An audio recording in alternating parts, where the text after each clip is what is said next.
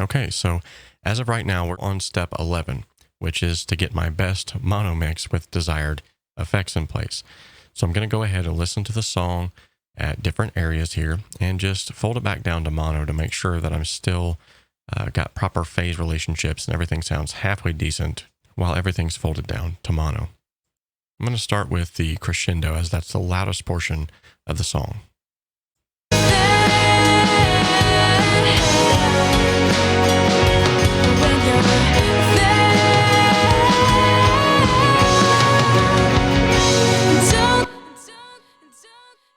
Okay, let's listen to chorus 1. Don't go searching, you're supposed to be found by the right one, but you just want someone new to pick up the pieces of your heart on the ground, but you'll forget all of them when you're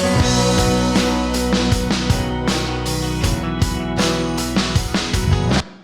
Okay, so I still have punchiness in the kick drum. A lot of the instruments seem like you can still maintain some clarity, some separation between them when listening back in mono. I'm pretty happy with that. So I'm going to go ahead and fold it back out to stereo now, let it bloom again. And now we're going to move on to step 12, which is let it bloom back out to stereo and get out the notepad.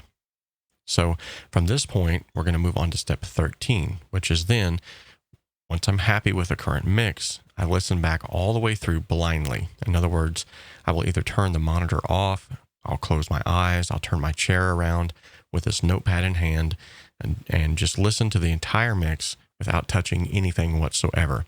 And then I only write down what I hear that needs addressed. Now, the next portion of that is to then address the issues that I found on that first pass and listen to it again. And the same rules will apply. Touch nothing, only write down what I hear, and then simply just rinse and repeat until the mix is done. So those are steps 13, 14, and 15. They all kind of go hand in hand. You're basically just doing critical listening. You're writing down things on a notepad that you don't like, but you're not touching anything. Because what can happen is if you start touching things while you're still in this mixing mindset, it'll get you to sort of chasing rabbits down endless holes and trying to figure out, what you changed from one point to the next. And then all of a sudden you start overthinking things. By doing it this way, it also places you in the mindset of listening to the mix more like a listener rather than a mix engineer. So this is a critical last 3 steps that must take place.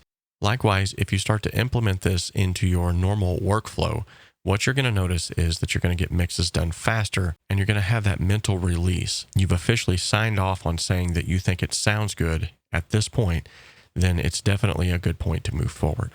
Now, it goes without saying that at this point of critical listening, when you get everything on your notepad officially checked off and you say, okay, I hear nothing else that I would do to this mix, that you don't base this off of only what you're hearing in your studio. You want to listen back to the mix on as many sources as possible: a small speaker, an iPhone, Apple earbuds, your favorite set of headphones, your reference monitors. Take it to your house of worship, listen through a PA system, whatever it might be. You want to listen to this on as many systems as possible and take notes on those systems as well. And if possible, even bring your reference tracks along with you to listen on those systems as well. If you notice on another system that you hear a low end boost that you're not used to on the track that you've mixed, then you can bring your reference in and say, okay, I hear the same boost. So you won't go back and be yet again chasing your tail trying to do things that it may really just be applicable to only that system. At the end of the day, mix engineers can only do as good as they can do with what they have to do with. And so we can't necessarily work miracles and make a song sound great everywhere, but we can make it sound really good everywhere.